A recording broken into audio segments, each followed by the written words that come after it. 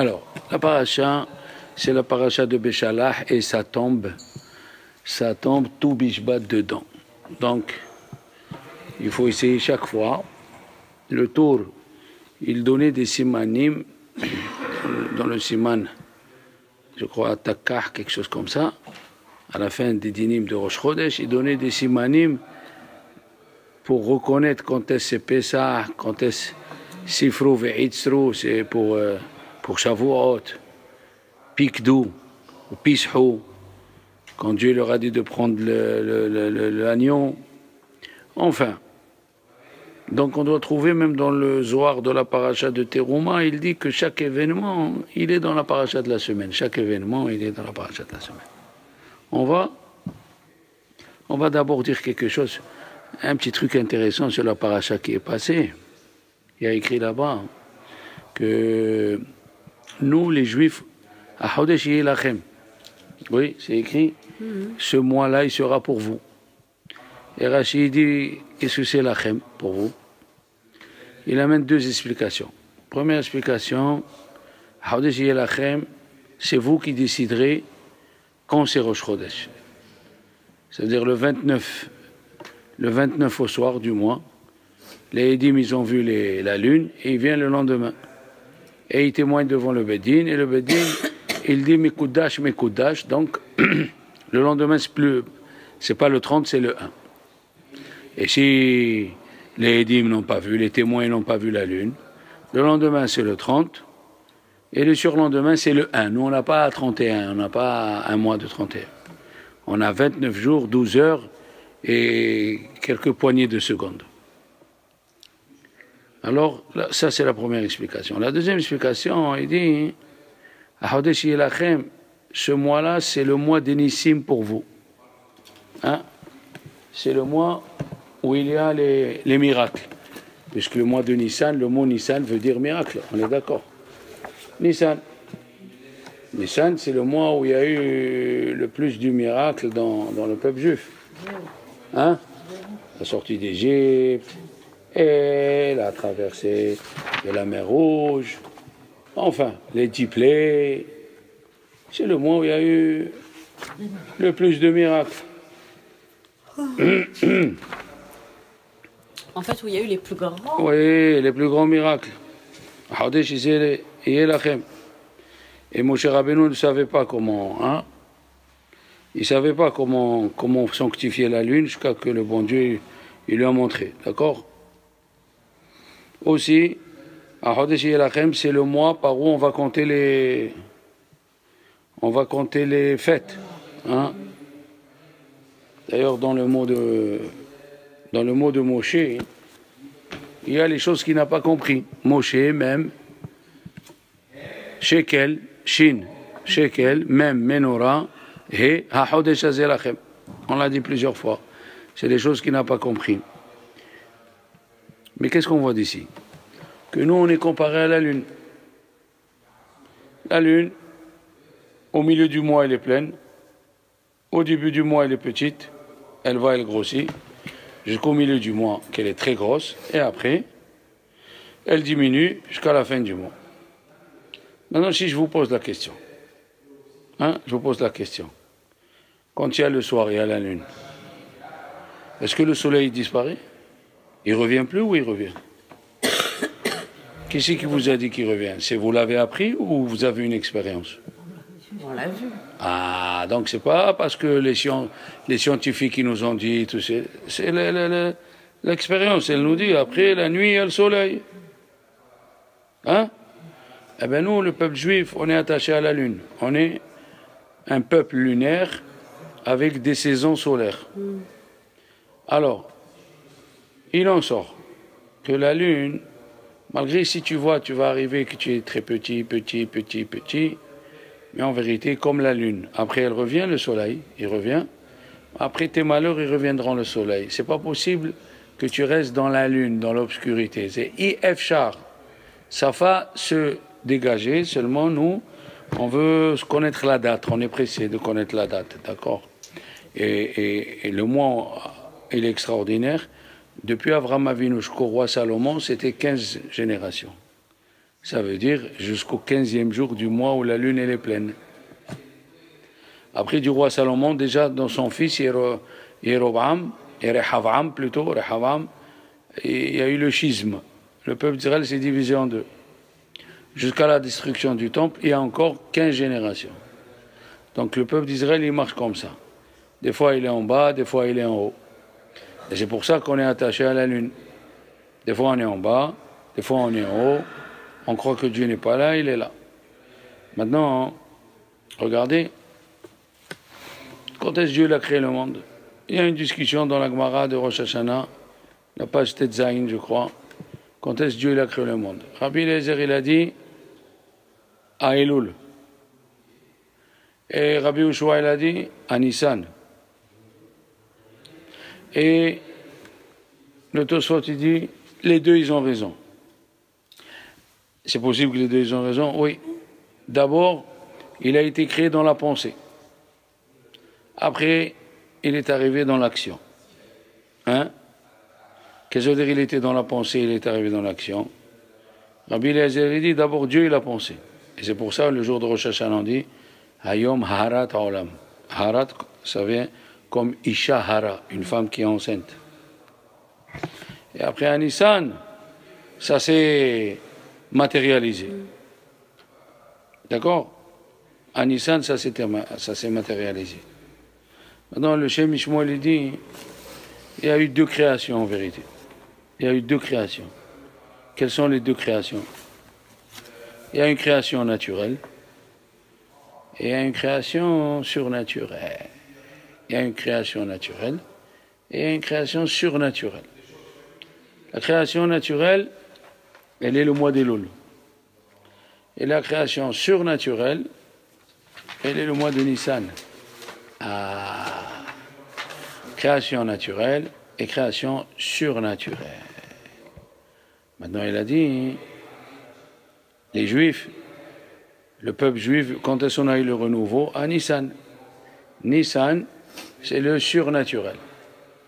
Nissan, c'est le surnaturel. Pourquoi? Parce que le peuple juif, il a dit, le grand devinant, on n'est pas né normalement. Abraham Avinu, Dieu lui a dit, alors, pourquoi tu es peiné? Il lui a dit, je vois que je suis stérile, je ne vais pas avoir d'enfant. Il l'a pris. Il l'a mis au-dessus. Au-dessus des astres. Il a dit, maintenant, il a dit, oh, je vois des millions. Ça veut dire chacun de nous, Esther, encore Esther, chacun avec son nom, on n'est pas naturel, nous. On n'est pas comme les nations du monde. Nous, on est surnaturel. Et c'est pour ça que nous avons deux bénédictions. On dit à Asher Yatzar, Rofé Kol Basar Umafle Laasot, qui guérit tout cher. Et après on dit dans la Hamida, Rofé Cholé Amo Israël, il guérit les malades d'Israël. Ah, ça veut dire que les malades d'Israël, ils ont quelque chose de spécial. Alek, Rofé Cholé Amo Israël. Il y a les nations, ça c'est la nature, c'est à Elul, le premier Tishri, et il y a le surnaturel, c'est à Nissan. Et nous, on est dans le surnaturel. Maintenant, Rabbi Eliezer, il y a le mot Ezer. Et Rabbi Yoshua, il y a le mot Yoshua.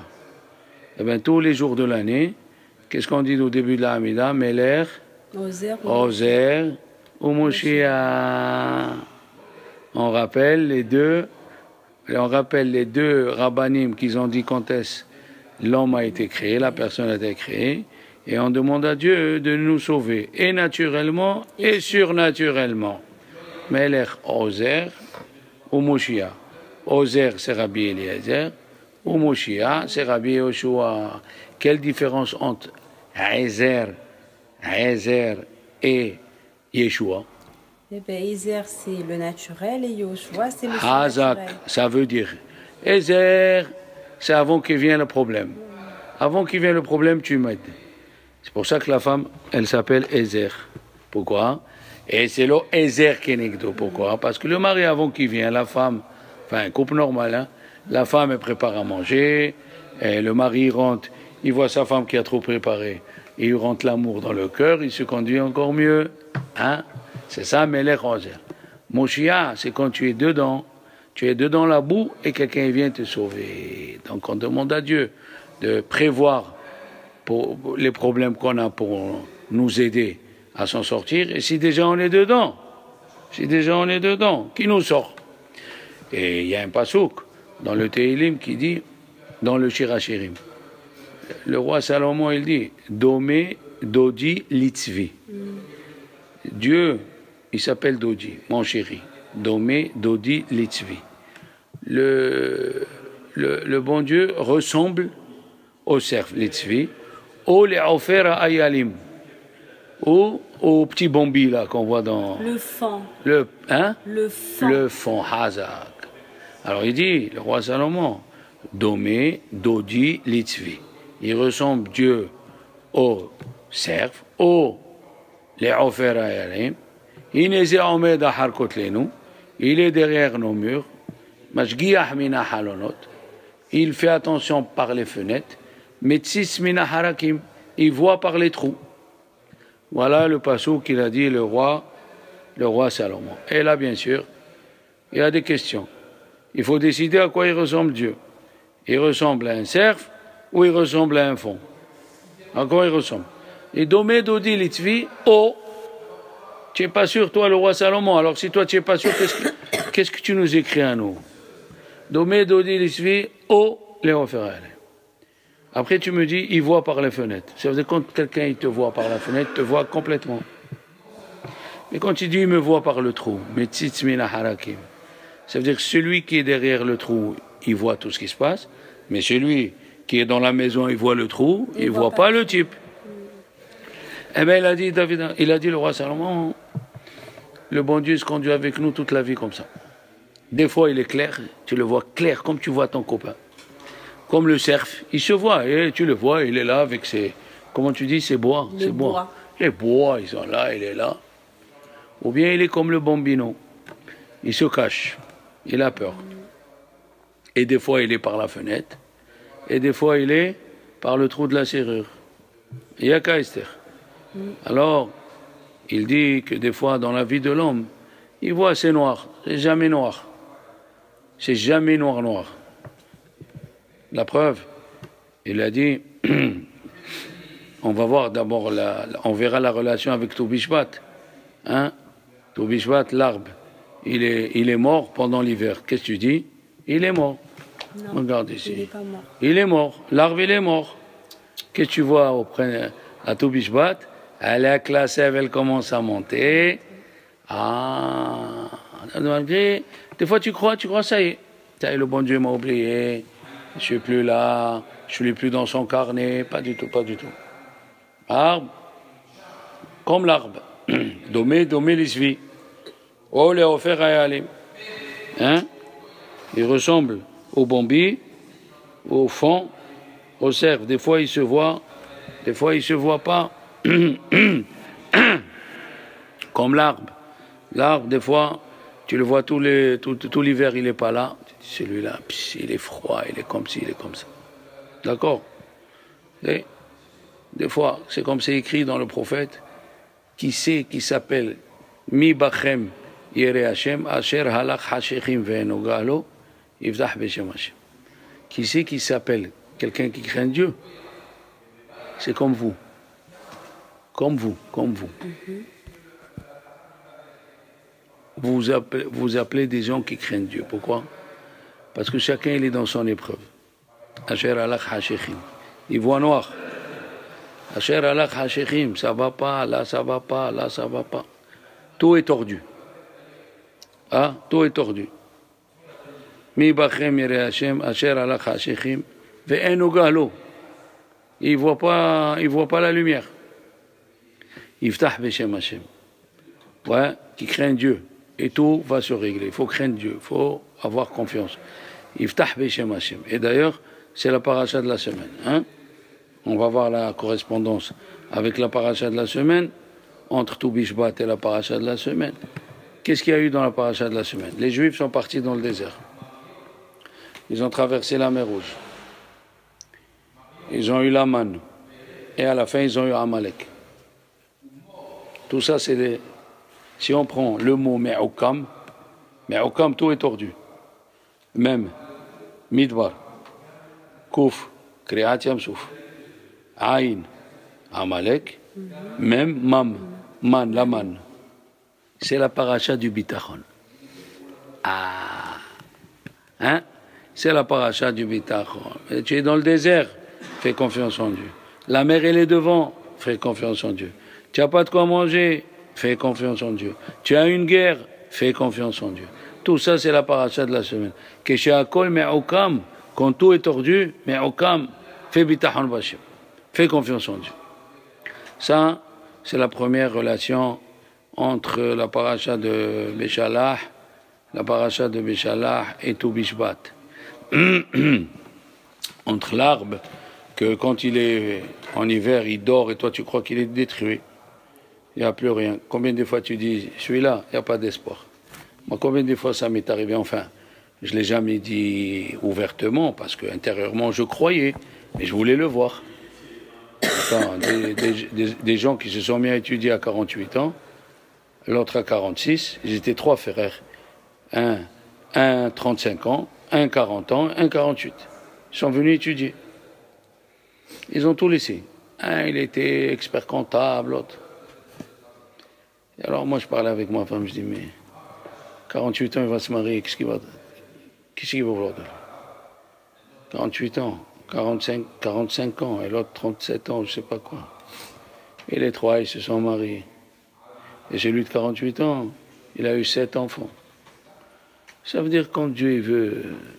Il faut avoir confiance en Dieu. Il y a des moments difficiles, mais il faut étudier le bitachon b'Hashem. Hachem, même du mal, il peut sortir le bien. Du mal, il peut sortir le bien. Regardez qu'est-ce qu'elle dit la Torah. Ils sont partis, ils n'avaient pas de l'eau. Hein? Ils n'avaient pas de l'eau. Et qu'est-ce que Dieu il a dit? Jette un bois. Jette du bois. Un morceau de truc. Le bois, il va sortir l'eau. On va voir qu'est-ce que c'est cette épreuve de suite. Alors maintenant, si on veut trouver vraiment une correspondance entre tout Bishvat et la paracha de Béchalah, il y a vraiment une correspondance extraordinaire. C'est quoi?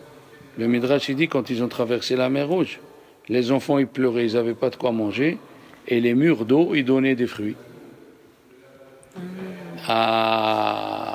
Ils ont traversé la mer Rouge. Il y a eu 10 miracles dans la mer Rouge. Et ils n'étaient pas complètement sur la terre. C'était l'eau qui a durci comme une glace. Et ils étaient dessus. Ils ont marché dessus. Et quand les enfants ils pleuraient, d'abord il y avait des fontaines qui sortaient des murs, parce qu'il y avait 12 chemins. Et entre chaque mur, dans le mur, il sortait des fruits et des légumes. Ouais, voilà vraiment déjà la correspondance entre la paracha de Béchalah et tout Bishvat. Problème intéressant, quel beracha il faisait? Si on devait faire une beracha, quel beracha on devait faire? Il n'y avait pas d'arbre, c'est de l'eau. Ouais. Et on va voir. Alors, pour répondre à cette question, il y a un rabbin qui a dit, ça dépend quel beracha on faisait sur la manne. Alors, le Bnei Issachar, le Bnei Issachar, la manne, elle descendait du ciel. Et oui. D'accord, mais quel beracha? Attends. Qu'est-ce qu'on fait comme De là-bas, on va régler notre problème, tu vas voir. Quel beracha on faisait sur la manne?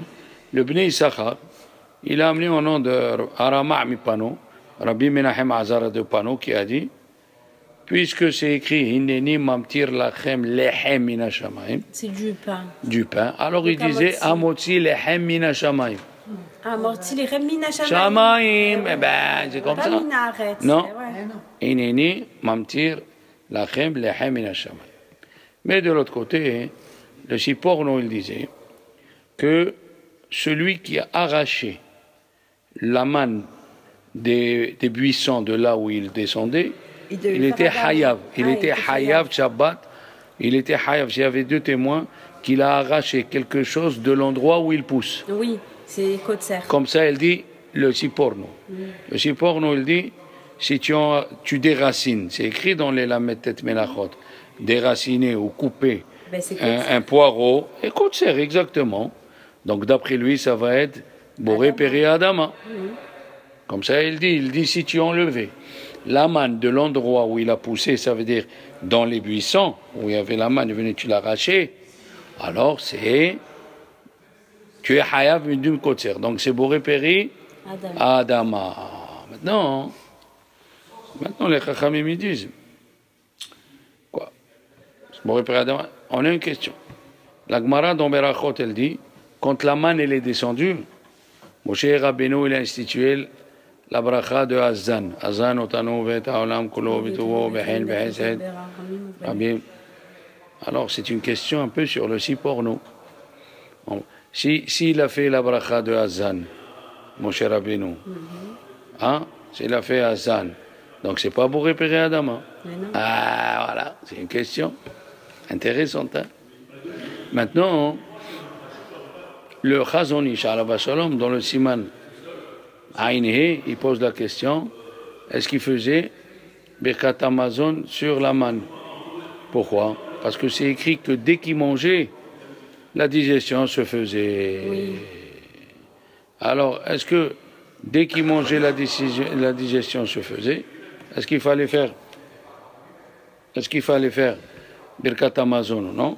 Il a dit, a priori, quelqu'un qui mange, que la digestion se fasse de suite, ou que la digestion se fasse après, il faut faire Azan. Il est venu un rave, il a posé une question, Esther, Wallak, fantasmagorique. Ah ouais, écoute bien. Il a dit, qu'est-ce qu'on a dit? La manne, de ce que tu pensais, il y avait le goût. Oui. Alors jusqu'ici, regarde où on va rentrer dans le problème. Donc s'il pense à une banane, quel bracha il fait? Adama. Et s'il pense au pain? Et s'il pense à un abricot? Alors c'est comment c'est possible une chose pareille? Mais en plus... Non, attends, mais comprends la difficulté. Une banane, un boré per Adama, il ne peut pas se transformer en boré per Etz. Un boré per Etz, il ne peut pas se transformer en motzi lechem. C'est pas possible ça. Comme ça, lui, il dit. Lui, il dit, selon ce que tu penses, elle sort. La bracha, elle sort. Si tu penses à un fruit de l'arbre, mais c'est pas possible. Puisque c'est écrit, et puis c'est écrit que Moshe Rabbeinu, Tikenem Birkat Azan. Il y a un Rambam, bon, on va pas rentrer dans le Rambam, parce que lui, il fait une différence entre les Bikurim. Il fait une différence entre les Bikurim.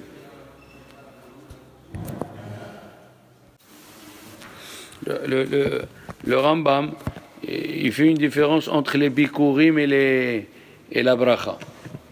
Il fait une différence. Dans les bikurim, si l'arbre a été arraché et tu amènes les fruits, tu peux pas dire à la adama tatali. Et de l'autre côté, il a tranché sur un arbre du fruit, sur un fruit de l'arbre. Tu as dit boré pere adama, tu es acquitté. Or, celui qui dit sur un fruit de l'arbre, tu as dit Boré Pere Adama, tu as quitté, c'est Rabbi Houda. Et Rabbi Houda lui-même, il dit que si l'arbre il s'est coupé, tu amènes les fruits pour les bikurim, tu peux dire à la Adama. Et le Rambam, il tranche autrement. Donc, bon, on ne va pas rentrer dans ça. Il y a le Pneu Shua sur la Gemara de Brachot qui répond. Il y a le Tzlah, Alav Shalom, sur la Gemara de Brachot qui répond. Mais nous, on va se tenir à Tou Bishvat. Maintenant, les enfants, regardez, d'après la halakha, quels sont les berachot sur Tou Bishvat, rappelez-vous bien. Si j'ai, comme ça sort selon la conclusion dans le Siman Resh Yud Aleph du Shulchan Aruch. Si j'ai des fruits qui ont la même beracha, c'est-à-dire j'ai poire, abricot, pomme, orange et une date. Ou une olive. Alors, quand j'ai les mêmes berachot et je veux manger des deux, c'est là où la date elle prévaut sur les autres fruits. Parce que j'ai les mêmes berachot et je veux manger les deux. Alors les fruits d'Israël, ils prévaut même que tu n'aimes pas tellement. Mais, si tu veux pas manger les deux, tu veux manger juste la poire, tu veux manger que et seulement que la poire, eh ben, tu prends la poire Et tu fais la bracha. et tu fais la bracha et il n'y a pas un dîne des fruits des restes Israël qui prévaut sur les autres fruits. Et à plus forte raison, si tu as des fruits dont la bracha, ils ne sont pas égaux. Tu as du boré péré adama et du boré péré aetz, eh bien tu prends celui que tu veux. Il n'y a pas les 7 fruits qui dévancent les fruits des restes Israël quand les berachot ne sont pas égaux. Maintenant, si tu veux manger des deux, c'est bien. Tu veux manger des deux, c'est bien de commencer par Aetz. Mais normalement, quand il y a des fruits de la terre et des fruits de l'arbre, tu peux prendre celui que tu veux. Mais c'est mieux de commencer avec les fruits de l'arbre. C'est mieux. Maintenant, l'ordre. Quel est l'ordre pour manger les fruits des restes Israël? Il y a une grande discussion dans les décisionnaires. Après Motzi ou Maisonot, qu'est-ce que tu fais? Tu fais Aetz ou Boré Péré Geffen? Tu as fait Motzi, tu as fait Maisonot. Est-ce que tu fais Boré Péré Geffen ou tu commences par Haetz d'abord? Alors, le Ben Ishai, il a suivi Rabbeinu Peretz, un grand rave. Lui, il dit, après Moré Mine Maisonot, ou après Amotzi, tu fais Boré Péré Geffen. Après Boré Péré Geffen, tu fais Boré Péré Haetz. Et après Boré Péré Haetz, tu fais Boré Péré Adama. Et après Boré Péré Adama, tu fais Sheakol. Mais le Bet Yosef, Alav Shalom, et c'est ramené comme ça dans notre maître Rabbi Ovadia Yosef, c'est pas ça le Seder. Le Seder, d'abord, oui, la preuve, dans le dessert, qu'est-ce que tu fais? Au dessert. Eh bien, si on ne fait pas de repas, admettons tu fais un motzi et après tu passes aux fruits. Donc, tu passes aux fruits. Maintenant, si tu fais maisonot, c'est ce qu'on va faire le vendredi soir.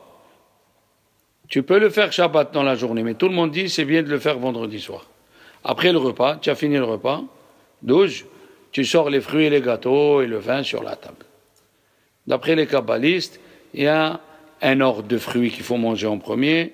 Après, il faut prendre une coupe de vin rouge, après une coupe de vin blanc, après une coupe de vin rouge en versant dedans le vin blanc, et après une coupe de vin blanc en versant dessus un peu de vin rouge. Oui, on a déjà. Après les 4 vers, c'est Arba Kosot. Voilà, on commence déjà Arba Kosot.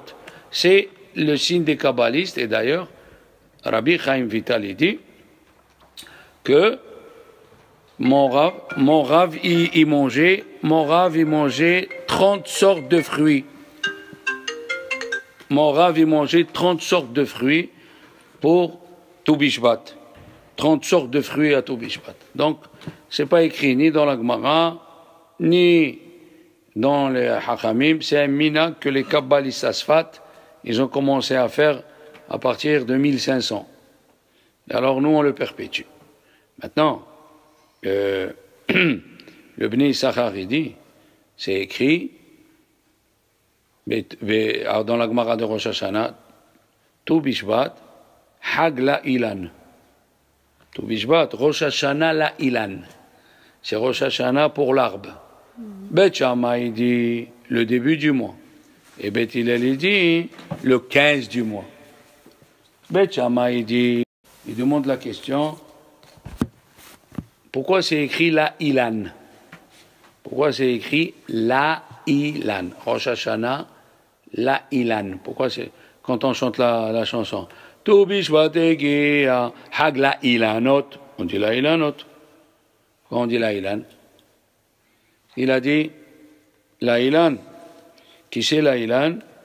C'est l'arbre du Etrog. C'est ça la Ilan. La Ilan, c'est l'arbre du Etrog. Il est spécial, le Etrog.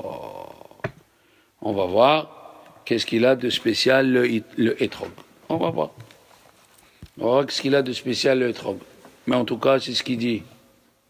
Lui, il dit que Rosh Hashanah, c'est la fête Rosh Hashanah, la Etrog.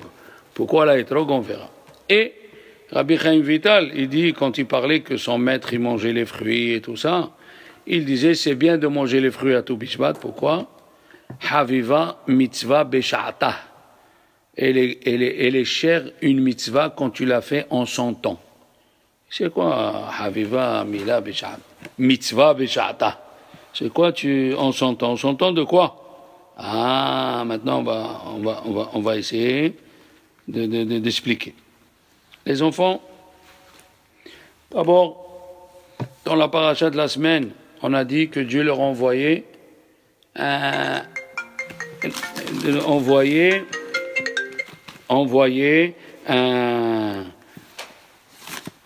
une épreuve de l'eau pendant 3 jours. 3 jours, ils ont marché, ils n'ont pas trouvé d'eau. Pourquoi Dieu leur a envoyé cette épreuve? D'abord. Et jeter dedans un arbre, un morceau d'arbre, un etz. Hein? Un etz. Ils ont dit, les chachamim, écoutez bien. Le kliakar, il veut dire, c'est que Dieu il voulait les punir. Parce que quand ils étaient au bord de la mer Rouge, hein, on était tous là-bas, vous savez. Et il a vu Esther qui ramassait de l'argent et de l'or. Elle prend. Et tous les Juifs y prenaient. Ils ont dit comment? On leur a dit qu'on va recevoir.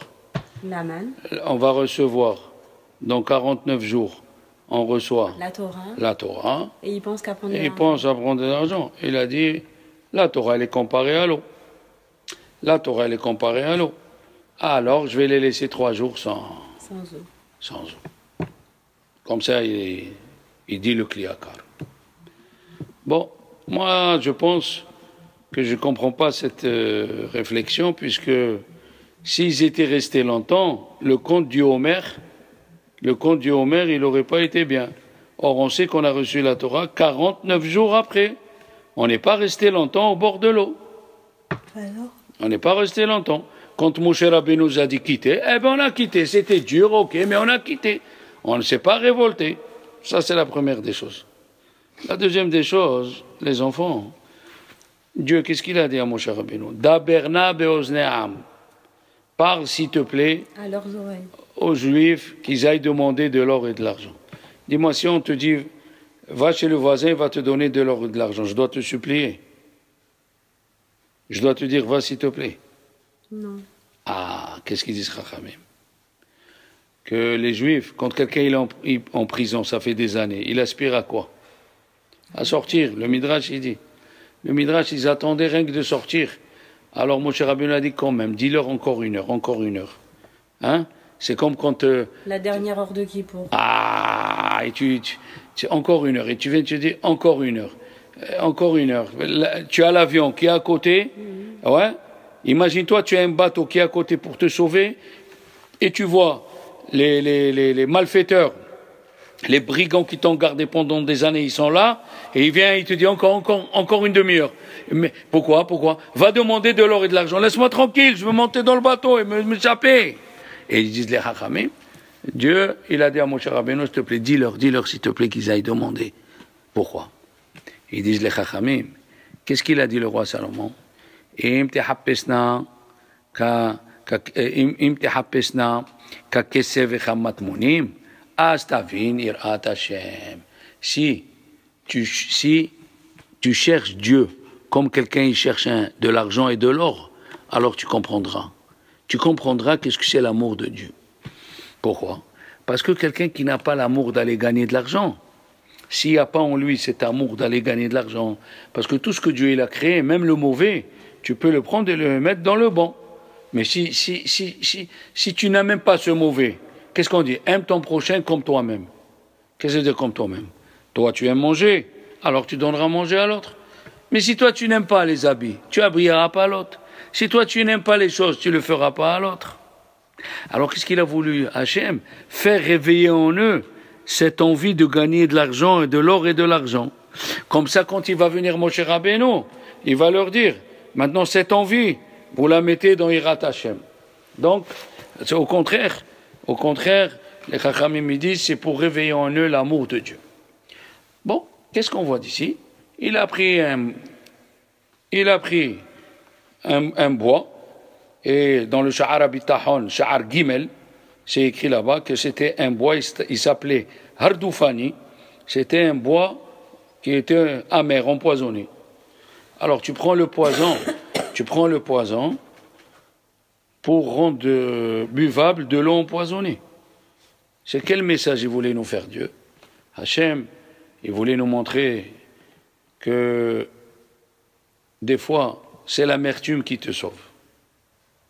Comme ça, il a expliqué aussi le Rav Moshe, le Be'er Moshe, dans le livre de Shemot.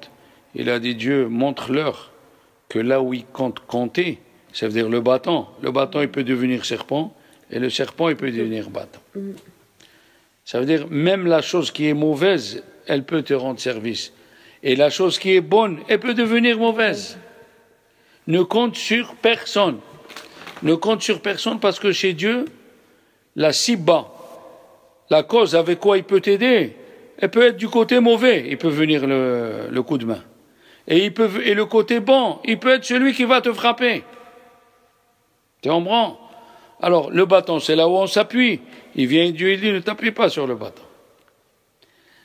Regarde, le bâton qui est amer, il a rendu la boisson bonne. Ah, il est amer. Il dit le Sha'ar Abitachon, même Elisha. Dans le Sha'ar Abitachon, Sha'ar Gimel, il a dit, Elisha, il a pris du sel pour rendre l'eau qui était imbuvable. Mais si l'eau n'est pas bonne et tu mets du sel, tu peux la manger après, tu peux la manger. Ça, c'est une des leçons du Bitachon qui est venu nous dire qu'il ne faut pas te décourager et que des fois, ce qui est mauvais il peut devenir bien et ce qui est bien il peut devenir mauvais. Il faut faire très attention dans le Bitachon Bachem. Alors maintenant, puisqu'on doit faire Bitachon au Bitachon Bachem, il y a une autre explication. Pourquoi il nous a laissé 3 jours? Parce que les Goïms, ils disaient, c'est pas possible qu'un peuple entier qui était en Égypte, les Égyptiens, ils n'ont pas dormi avec les femmes juives. C'est pas possible. C'est sûr que quand tu es maître de quelque chose, oui. Ils sont rentrés, ils ont dormi avec les femmes et les enfants, ils sont pas bien. Et vous savez, à cause de ça, dans la paracha de Bamidbar, quand Dieu veut dire la famille de Réhouven, il dit Ha Réhouveni. Il met le Hé au début oui. Et le Yud à la fin, c'est le nom de Dieu. Pour dire que personne ne les a touchés. Et alors comment on peut savoir qu'est-ce qu'il a fait Dieu? Pendant 3 jours, il ne leur a pas donné à boire. Quand ils sont arrivés, c'est vrai que le Ramban, il amène au nom de Rabbi Hananel, c'était qu'un jour, parce que pendant 2 jours, ils avaient les jarres. Oui, ils avaient apporté. Ah, et il leur manquait qu'un jour. Mais en vérité, c'était que pour tout le monde ait soif, et il leur fait comme la sota. Qu'est-ce qu'on fait à la sota? On prend de l'eau, avec de l'arbre, avec du sable, et on met dedans le nom de Dieu. Il lui a dit Dieu, il dit le Midrash, dans Pirkei de Rabbi Eliezer, tu vas prendre un bois, tu vas écrire le nom de Dieu, tu vas le jeter dans l'eau, et tout le monde va boire. Et celui qui a trompé son mari, elle va mourir, et personne n'est mort. C'est la preuve que les Juifs, ils étaient propres du début jusqu'à la fin. C'est pour ça. Maintenant, il a dit, le Bnei Issachar, il faut prier pour le Etrog. À Toubishvat, il faut prier pour un beau Etrog. Pourquoi? Mes amis, on va remonter à la création. À la création, le Midrash dit que Dieu il a dit à Adam Arishon, de tous les arbres tu peux manger, sauf de cet arbre. Oui. Et il a mangé. Et il y a une discussion de quel fruit il a mangé. Un il dit c'est le raisin. Un il dit c'est le blé.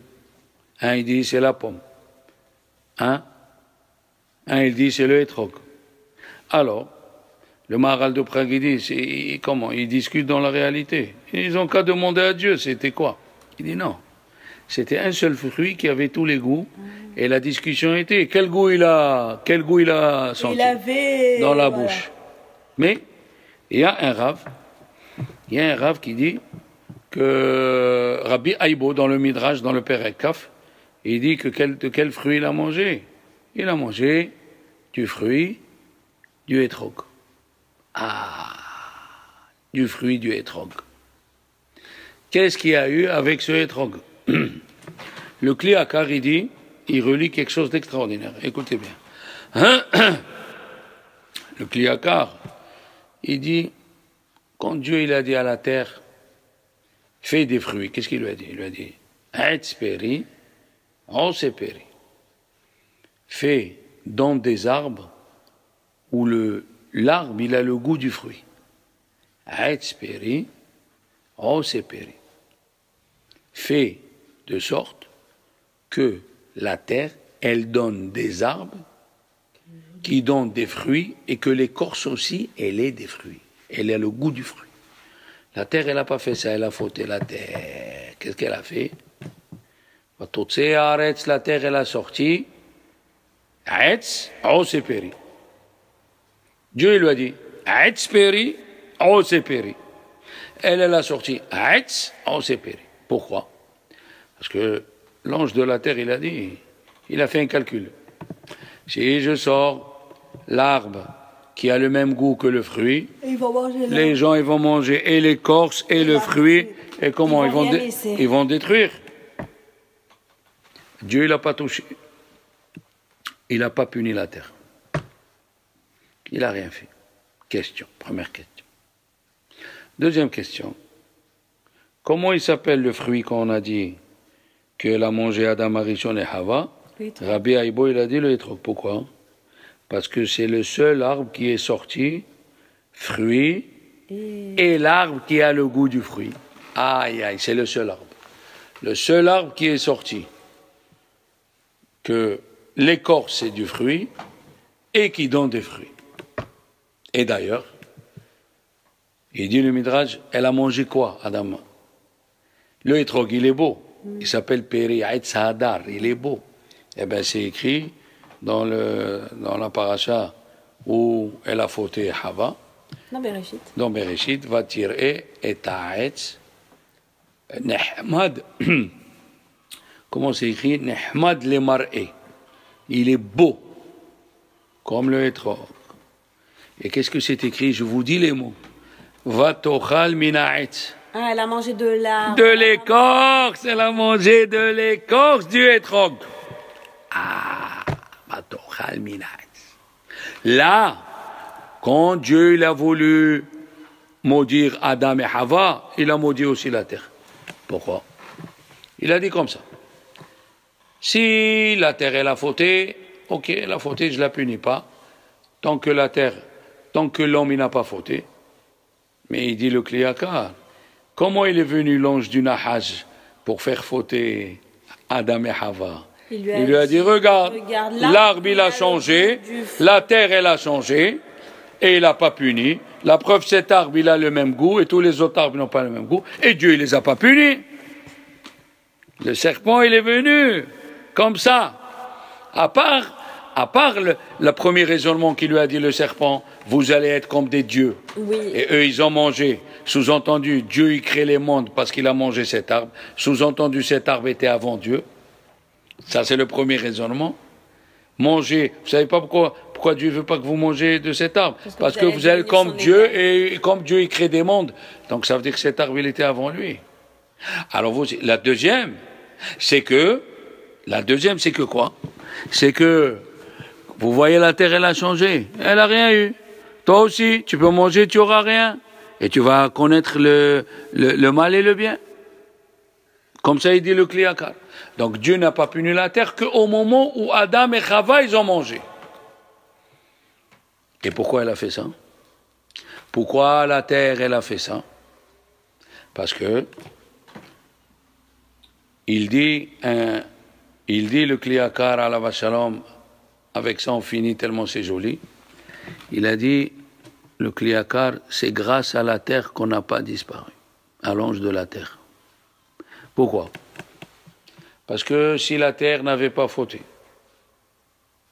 et l'homme aurait mangé, il n'aurait pas trouvé d'argument pour se défendre. Quel est l'argument? L'argument, la terre, elle a fauté. Et quand Adam Arishon il a mangé, ça a eu une influence sur lui. Et l'influence a fait qu'il a mangé.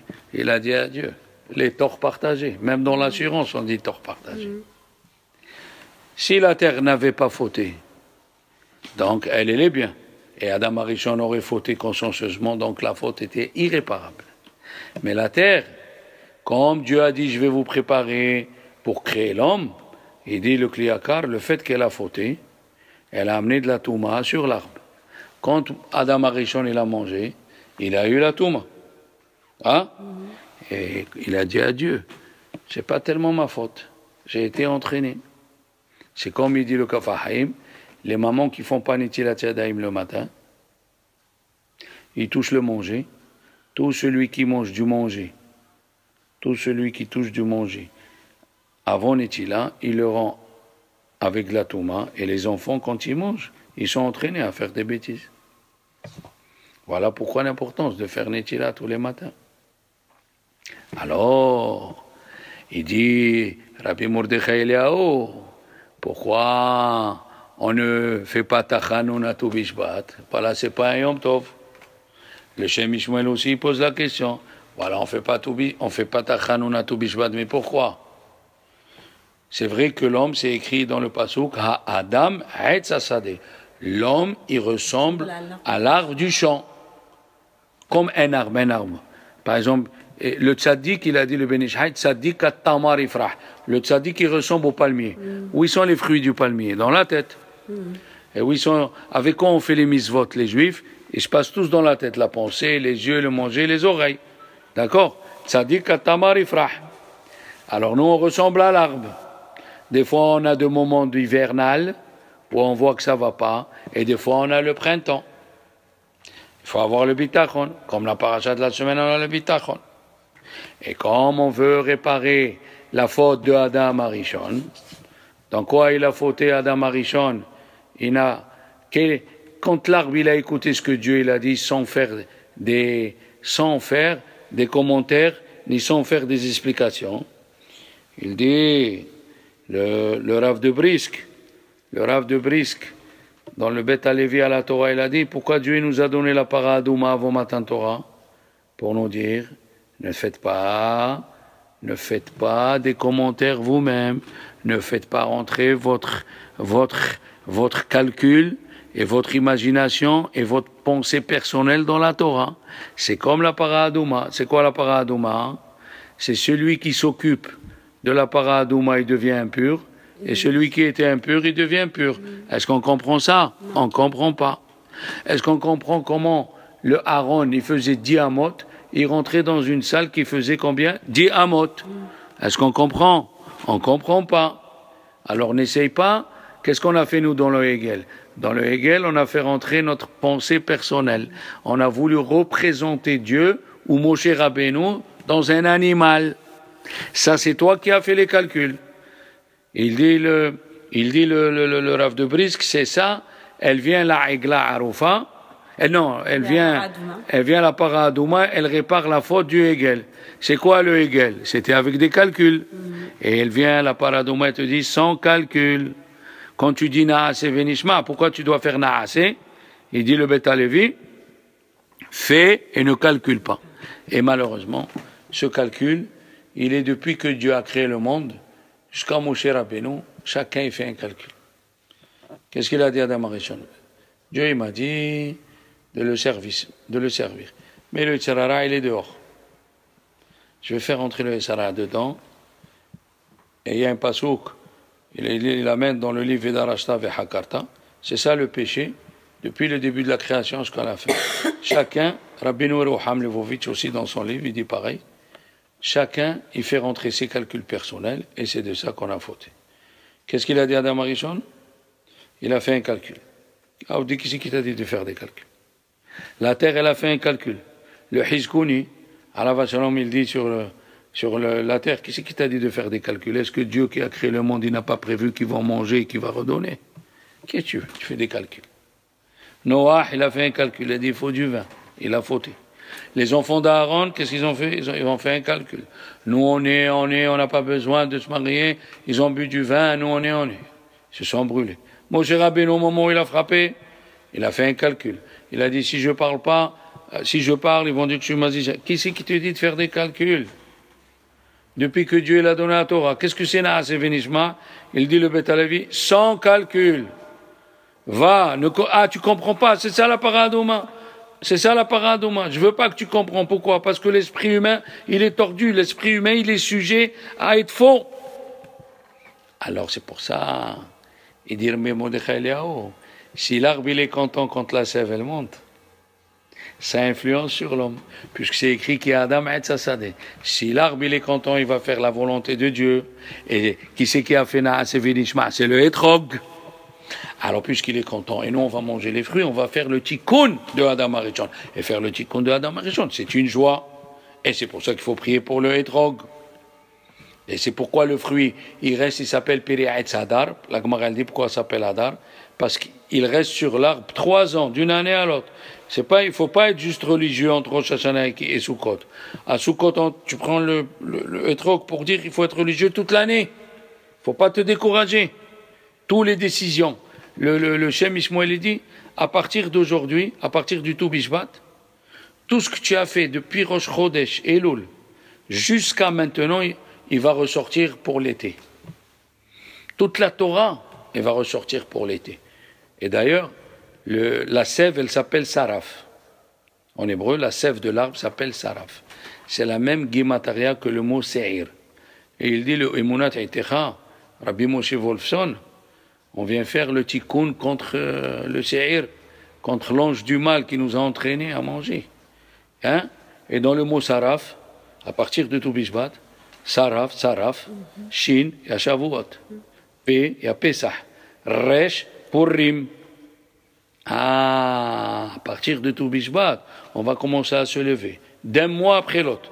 Le 15 Shevat, le 15 Adar. Le 15 Adar, le 15 Nissan. Le 15 Nissan, Shavuot. Le summum, à partir de Tou Bishvat, on commence à s'élever et donner les fruits. Alors, que Dieu fasse qu'on s'élève, Be'edrat Hashem, et qu'on fasse un bon Tou Bishvat, une bonne fête. Amen.